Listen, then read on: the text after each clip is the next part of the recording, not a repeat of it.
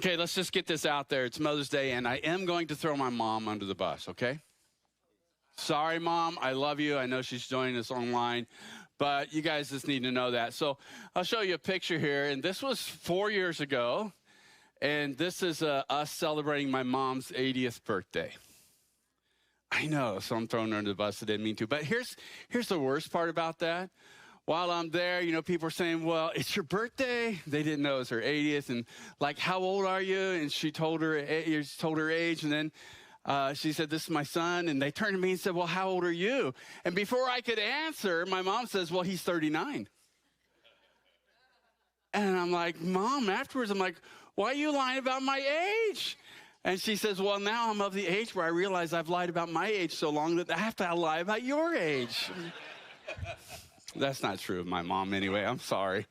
But she was turning 80 here, and this is a picture of me with my siblings with my mom. I don't know. Can you tell which one's me? I'm the taller one. That's it. Right after this, my mom, though, she said, hey, I want a picture with my favorite child. So then we took a picture with me and my wife. You guys don't believe that? That hurts. Actually, one of the things I do every Mother's Day is I get my mom like 5 different Mother's Day cards, different categories. I usually read them in here, but this week I did them all online. If you didn't see them, I think you can go on and see them. And the one the other day was about how I'm her favorite and all that. And I said, so I've included a picture with this card, Mom. And my sister reached out to me. She says, so you finally admit it. And I said, I'm just saying, so there we are. That's my mom. And of the 2 cutest people in my life right now, hey, we got my mom at 84. She's looking pretty cute still. Wouldn't y'all agree? Some single old guy back there. I'm not liking that. And then there's my grandson. This is the 2 of them together. It's so fun, just celebrating life. And I realize that for some of you, this is a hard day because maybe you didn't have a loving mother. I am so blessed in this. And I understand that. Like for Father's Day, that was never a day I really thought was great or celebrated until I became a dad. And then I'm like, this is an important day, But I get it. I'm sorry. But for those of you, either you're here and you say, man, I celebrate, I love my mom, or you miss your mom, you celebrate, had a great life. Let's celebrate moms. Moms, we love you, right?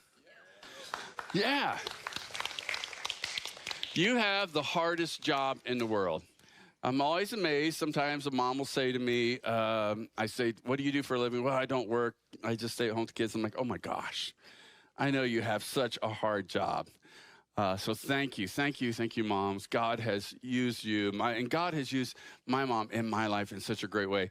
My mom is such a support that this year, since I did the cards different, I did them all on social media, all the 5 of the categories. I thought, well, I'll film my mom opening her Mother's Day gift, and that's what I'll show in church. So my niece said, I talked to my niece and I said, Hillary, make sure Mom doesn't open the gift until you're there to film it. And somehow Mom didn't quite get that message. She thought it was about an email. So she opened it, and then later my niece says, well, we'll set it up and film it as like it's a surprise. And I'm like, this isn't going to work. So I thought I would show you them trying to film it, faking it for you. And thank you guys for trying. Thank you, Mom. You guys want to see this? This present is from Uncle Jeff. Butterflies. Faking it, right? They're like real. I love that. My mom, thank you, Mom. She goes, they're like real. They didn't even take off. Well, they did the first time she was by herself and all that. And it's so fun to know. She's so supportive. She's a part of our church on Saturday nights, and I love that. But even so, they send me in my text, it finally said, they sent me 3 different videos, and my niece says, okay, this was a 3rd take, and she says she doesn't have any more in her. So, thanks, Mom. I love it. But that was really bad acting. We knew you were faking that one, right?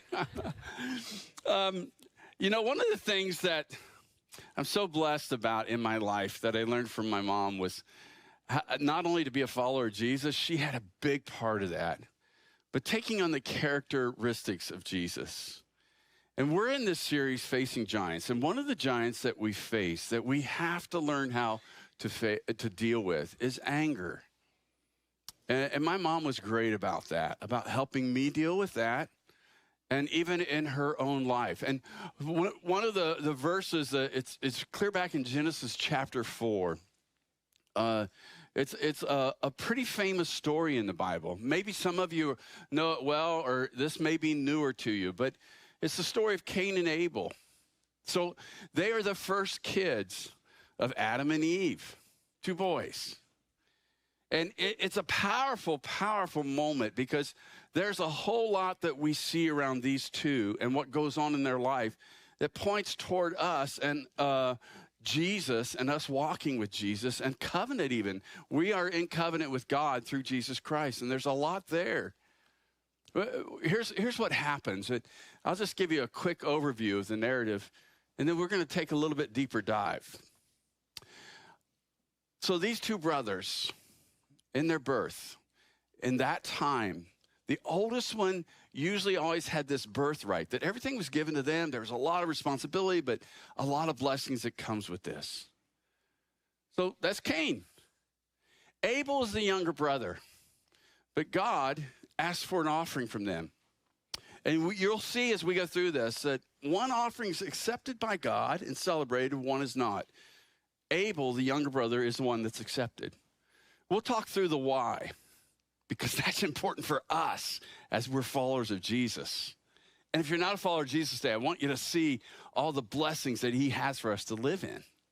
And Cain and Abel, it's a picture of whether we're walking with him or not.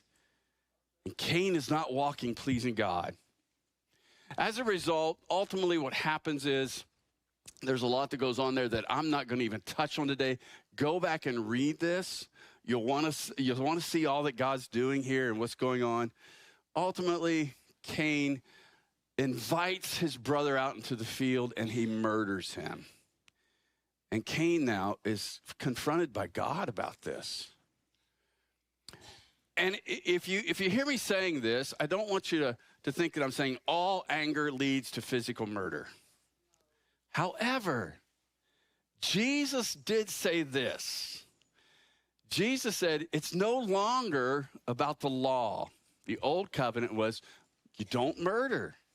I mean, it's one of God's top 10s. I still think that's a pretty good idea. How about you guys? Yes. Yeah. He says, don't murder. But Jesus says, no, it's more than that now. It's what's in your heart.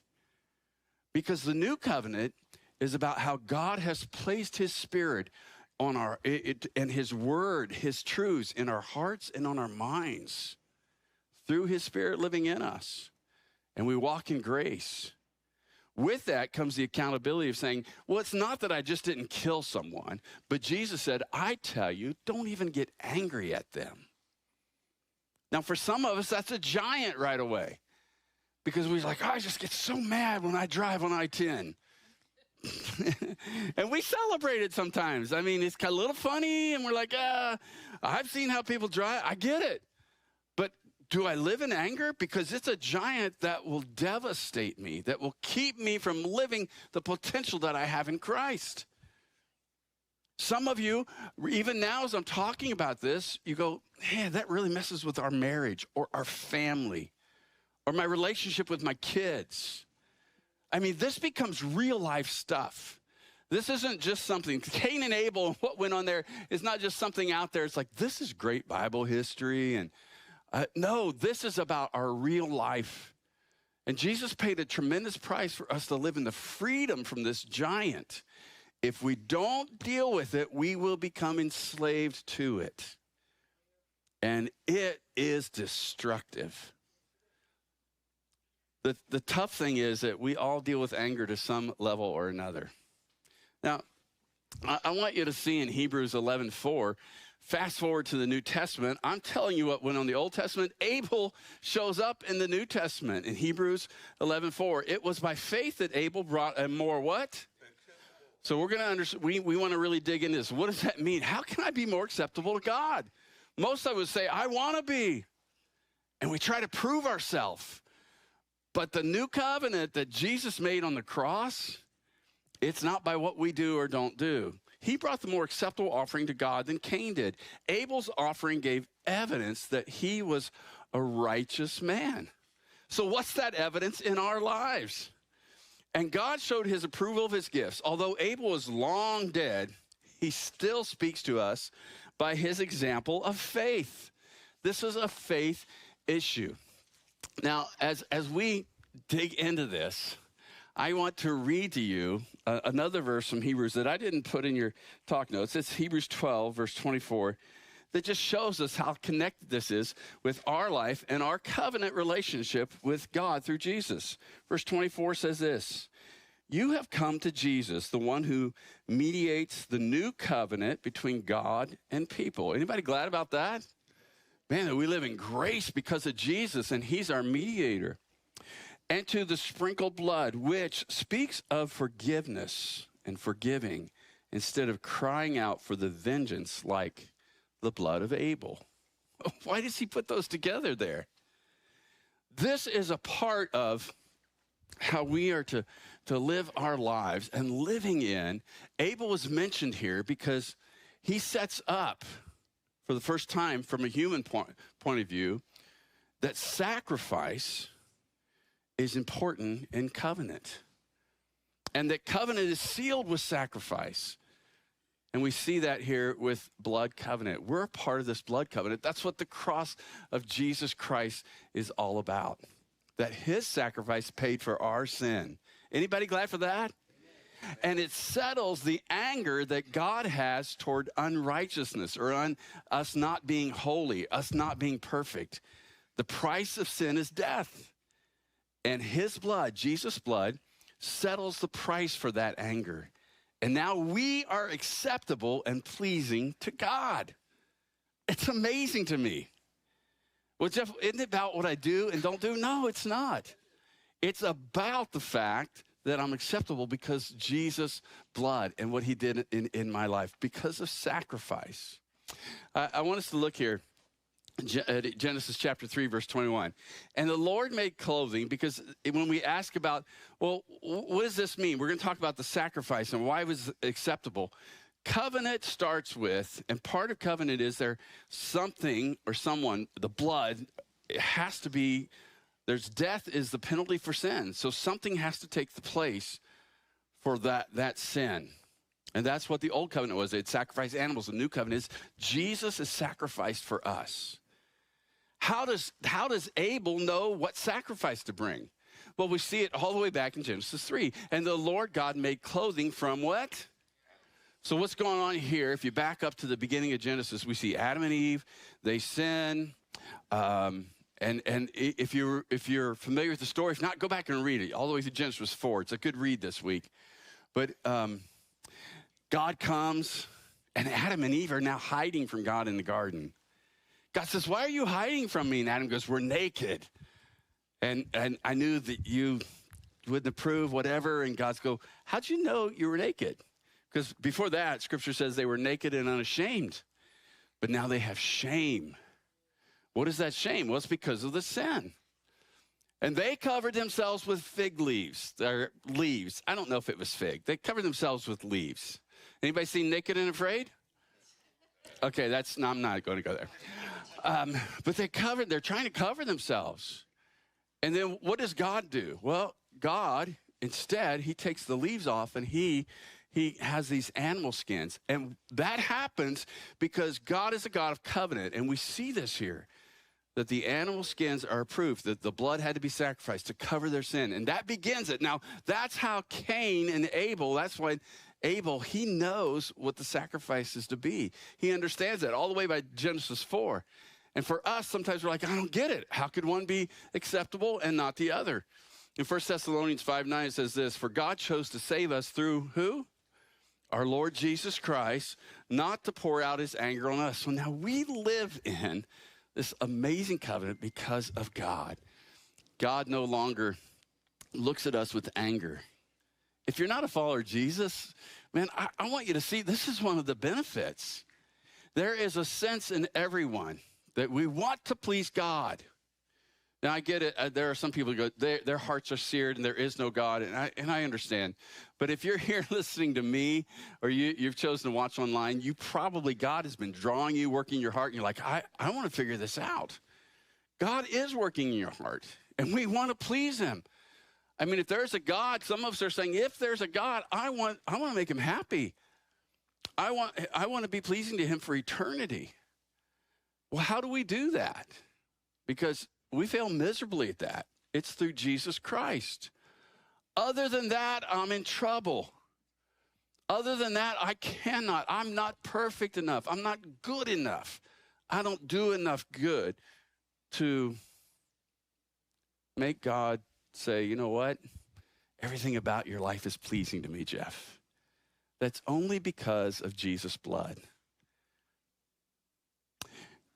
And what becomes disappointing and heartbreaking must be to the Father is that often we live as followers of Jesus like Cain. We're still trying to do it on our own merits.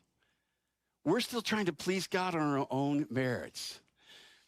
See, one of the problems that we have in life that we struggle with that, and even in seeing our daily routines, our daily interactions, we fall so short because of things like anger.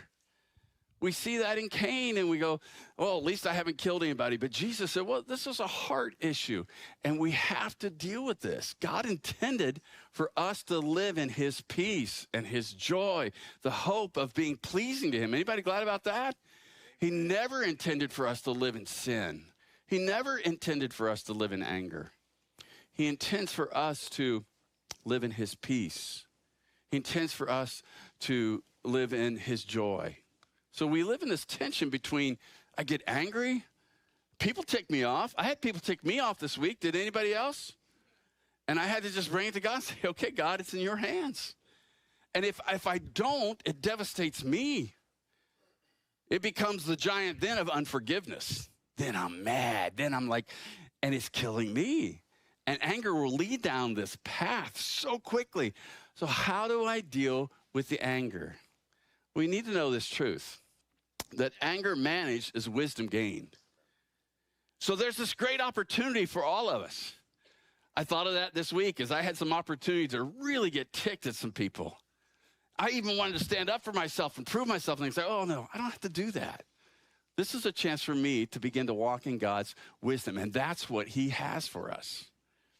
And right away, if you're like me, I go, I can't do it. I can't help but get ticked. So let's go back to our memory verse for this series. It's found in Philippians chapter 4, verse 13. Some of you already know it. Let's read it together. For I can do everything No, wait a minute. No, let's just say I can do everything. And let's just be positive thinkers, okay? Let's take the rest of it off. Everybody just stop right there. I can do everything. It has to be through Christ, right?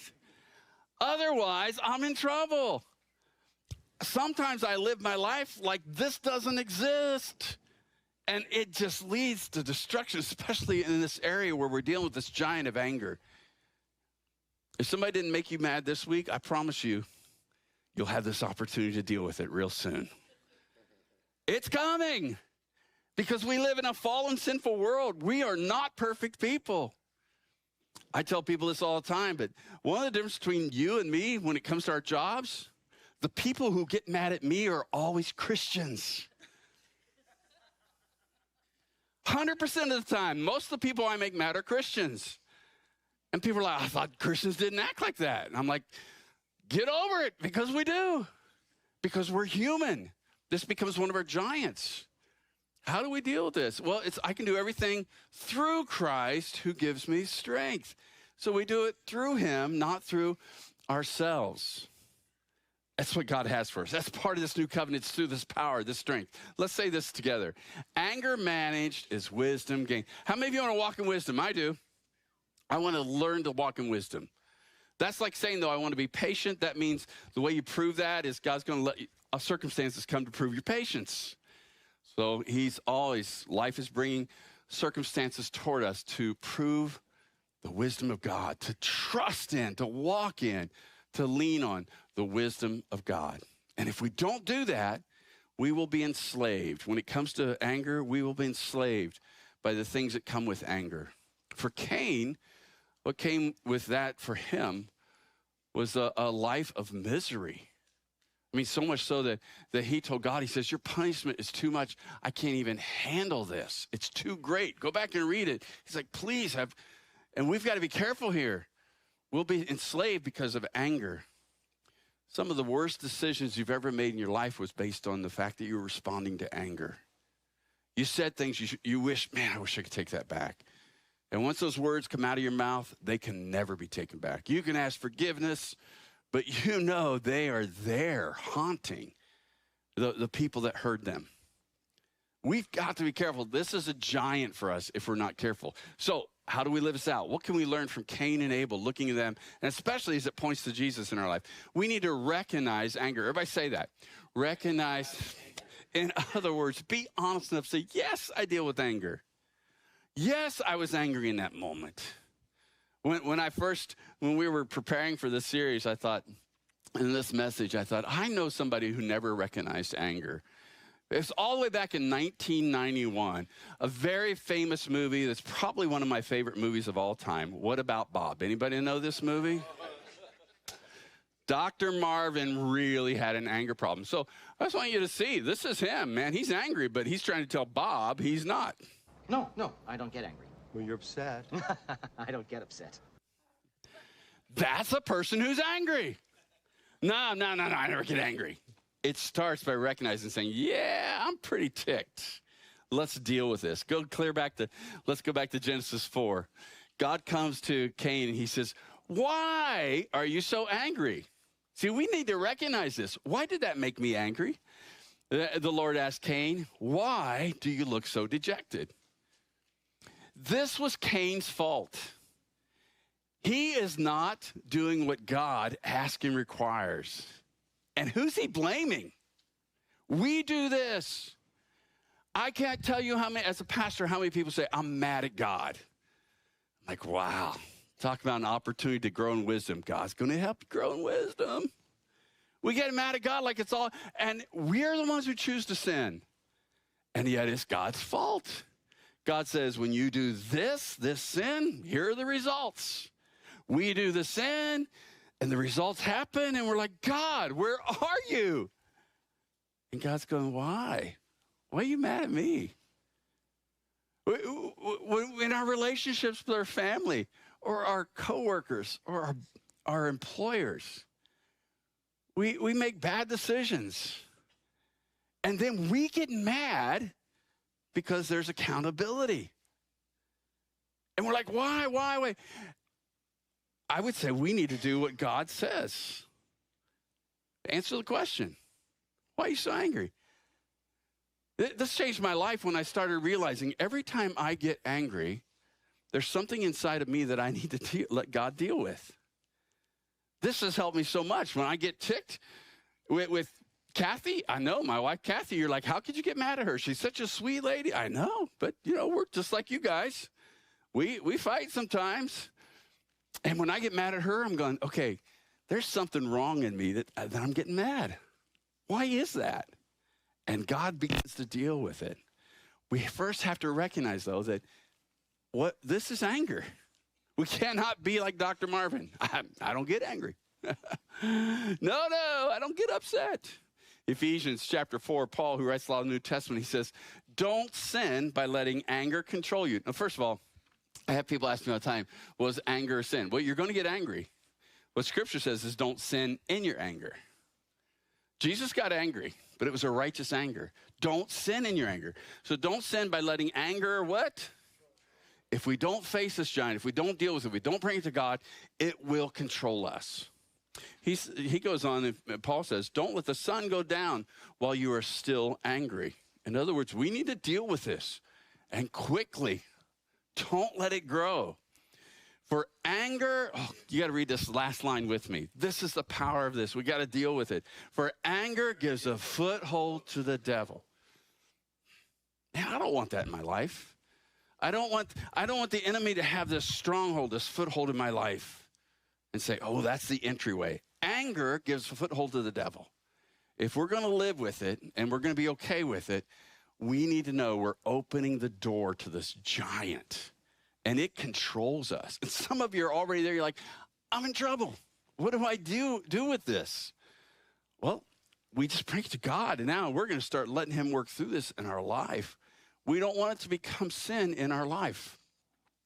Anger managed is wisdom gained. It's an opportunity for us to walk in God's wisdom. So recognize it. Where am I getting angry?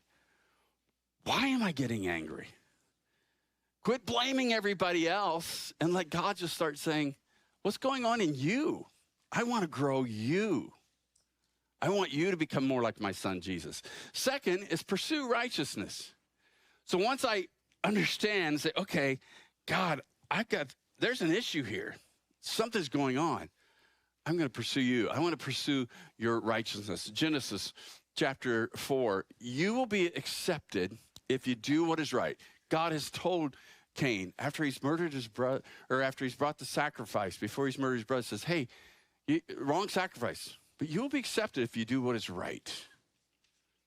What's right? Well, for us, it's to come to Jesus. It's not that I have to do or prove that the new covenant it's about Jesus. Everybody say Jesus.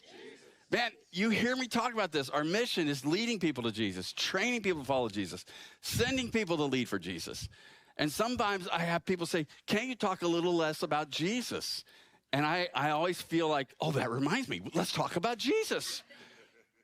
No, this is it.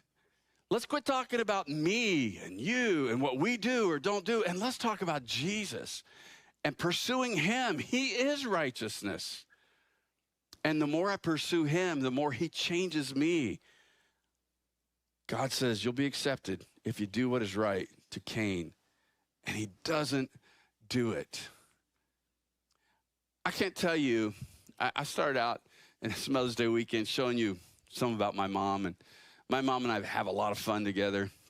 We always have. But you've heard a little bit about my story, about my dad. If you're new here, maybe you haven't. I grew up in absolute darkness. My dad's an alcoholic, hopelessness. Sometimes what people don't realize, that a part of that story is my mom was married to that man. It was horrible. I saw how he treated her. I saw how abusive it was. Unless you ask her about that story and to talk about it, you wouldn't know that about my mom. And the reason is she pursued righteousness. She pursued God. God brought such healing into her life. I'm not telling you my mom's perfect. She's not. I'm not telling you that, that she's just completely healed. Man, she's just growing in this. But this is what her saving grace was, that she pursued Jesus. And she pursued forgiving by receiving forgiveness and giving out forgiveness. God blessed her. She did get remarried. I think I was in about 40 years old. She married a guy who became a pastor, great man. She was so blessed, had a great, that part of her life. He has since passed away. But that blessing comes because of the righteousness she pursued. It's in pursuing Jesus. I run into people all the time who say, I deserve, you don't know what they did to me. And what I'm saying is, that anger will devour you. Be careful. James, Jesus' half-brother, writes this, human anger, let's read it together. Human anger does not produce the righteousness God desires. And we start with, why am I angry? Recognizing it. And then I start pursuing God and his righteousness. Let me give you one more, because anger managed is wisdom gained. We want to walk in that. We need to master self-control. How do I do that? In Genesis, in this moment of God with Cain, he says this. Remember, he says, if you do what's right, you're going to be blessed. But if you refuse to do what's right, then watch out. And I wonder right now if there's areas in your life where you're like, I know what God says. I know what he wants. I know what he calls me to do, to pursue him this way. But I want to do what I want to do. God says, watch out. Sin is crouching at the door. Picture that in your mind. He says this to Cain before he kills his brother. Sin is crouching at the door, eager to control you. Anger, a giant? You bet. It is just Satan sitting there waiting to control your life, my life. And he brings this to us on a regular basis in all of our interactions. He's eager to control you, but you must subdue it, and you must be its master. I've tried, Jeff. How do I do that? Well, that's the good news about the new covenant. After the cross, it's Christ's strength in me. I can do all things through Christ who gives me strength. Not through Jeff. But it's coming to him and saying, God, okay, I'm angry. I want to lay this at your feet. I want to bring this into your hands. My mom, I told you, we always, I have 5 values in life, and one of them is fun. I want to have fun. I hope when you come to church, you have fun. I'm shameless about that. If you say, I don't want to go to church and laugh, then probably seriously, and I love you, but this probably isn't the church for you. I want to have fun. I think God's fun. Are you okay with that? Yes. It's too bad if you're not. One of my values, and I think this value comes from my mom. I'm not real sure, but we always had so much fun together. I don't know if it's just God-given, but, my mom, I'll never forget. You guys remember when the phones were connected to the walls? And you got those real long cords. And so when people would call, and we didn't have hold buttons or the mute buttons, and people would call my mom, man, she could be upset with me, and Jeffrey, blah, blah, blah, blah, blah. And then the phone rings, she goes, hello. So I love you, Mom, I know. But we all do that, So my mom and I, we were just having some fun. We were kind of going at it. I think she had a squirt bottle of some kind. She's squirting me, just having fun in the house. And it was one of those moments where we were kind of tense with it. And she answered the phone, hello. And it was one of her long-distance friends. Do you remember long distance? She had to pay. So, of course, she's going to take the call. And she's like, shh, shh, shh. And so I left the room. And I went outside, and I got the garden hose. I know. I was a teenager. Can you believe this? And I came in and I just turned it on my mom, knowing she is not going to let this person on the other end know what's going on or be upset. And, I just learned from Mom that life's just kind of fun. And, instead of living in anger, and God, what are you doing? What are you up to? And I'm so grateful for that from my mom. In 1 Peter, we see this. The scripture tells us, prepare your minds for action and exercise what? You're talking about exercise of self-control when your son is standing there squirting you with a hose and you're on the phone. And Mom kept it together. She was soaking wet by the end of the conversation, but she kept it together. Put all your hope in the gracious salvation that will come to you when Jesus Christ is revealed to the world. Well, where do I get self-control? Well, scripture tells us that the fruit of the Spirit, when we put our faith in God, one of the fruits of the Spirit, the character of Jesus, is self-control. Jeff Love is not a guy of self-control. Christ in me and through me is self-control. When I get angry, when I turn to Jesus, Lord, I need to master this. Otherwise, the enemy is going to be crouching at the door, waiting to enslave me. Would you do that through me? I lay this at your feet. Oh, yeah, your Spirit living in and through me. I can do all things through Christ. Yeah. Here's what I want to ask you to do this week. Just to gain the wisdom God has for me, I will memorize Ephesians 4, 26 and 27 and make it my daily prayer. Don't think that anger is just a giant you can let live in your life. And here's that verse again. Don't sin. Let's read it together. Don't sin by letting anger control you. Don't let the sun go down while you are still angry, for anger gives you a foothold to the devil. Man, put this to memory. Start praying about this. This giant is destroying our world. Don't let it destroy your life and your family. As we talk about this, I got to end with one more story about my mom. Are you all okay with that? Anger managed is wisdom gained. My mom, in Colorado, we lived where behind us was an open field. It was probably a mile to the nearest road behind us, and it was all just the plains. Mountains on one side, plains on the other. And at one point, my mom decided to, we heated the house a lot by the fireplace, and she was taking the coals out, and she took them out, and she put them over the fence while they were still hot. And all of a sudden, the fire trucks are out in this field. And there's a fire burning, and my mom is running around looking through the shades, like, oh no, they're gonna come in here, I'm in trouble. And you could realize, then once you went out there after they finally got the fire out, you could see from our gate, it went like this. It was obvious where the fire had come from. I'll never forget this, but my dad came home from a road trip, and we had a tri-level home, and when he got to the top of the stairs, you could see where the fire had been. He goes, oh, we've had a fire. His next words out of his mouth were, need I ask who started it? Listen, when I think about that fire, my mom learned never to put hot coals across the fence again. She made sure they were cold. They were out. If we don't learn how to deal with anger, and I don't mean just one time, I mean on a daily basis with the fruit of the Spirit of self-control, we become enslaved to the results. We become what Cain became. You say, Jeff, I never kill anybody. Oh man, Jesus challenged us. The new covenant, it's a hard issue. There's so much blessing that comes with that, but the accountability that comes with that is God knows my heart, and he cares about my heart. So let's really walk this out.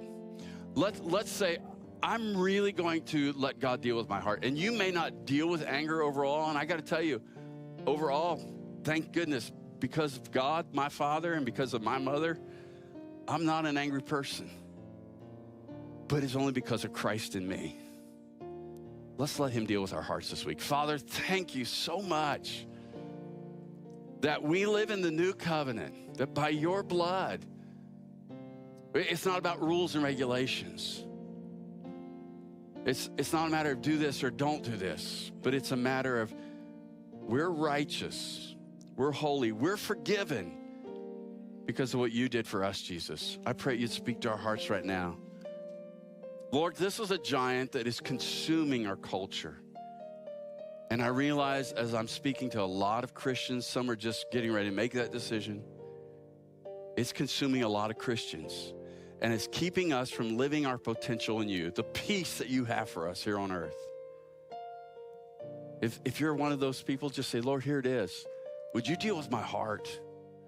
I want to face this giant. I want to let you work in and through me with self-control.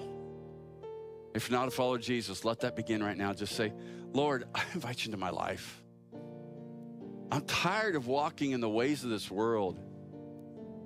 Tired of trying to do it on my own. I confess my sin to you. And I ask you to be Lord of my life, CEO, the director of my life. Thank you for your forgiveness. Begin to transform me to be like your son, Jesus.